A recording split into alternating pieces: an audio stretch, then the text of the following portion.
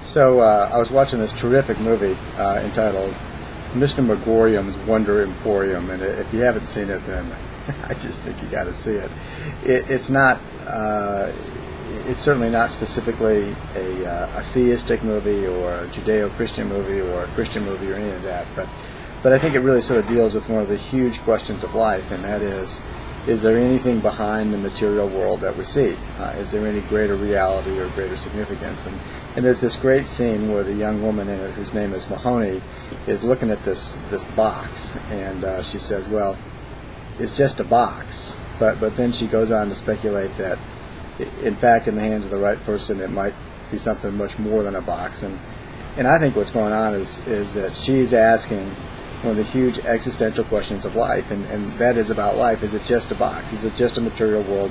Are we just flesh and blood?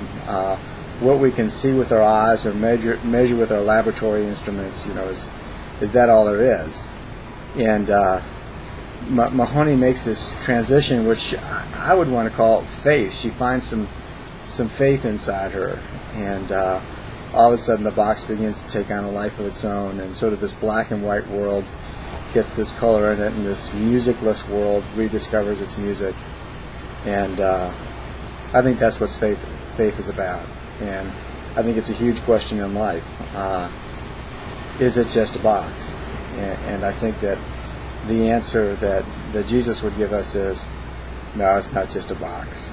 Life is so much more than that. And when you figure that out, that's when you get into the beauty and the wonder and the creativity and the joy of life.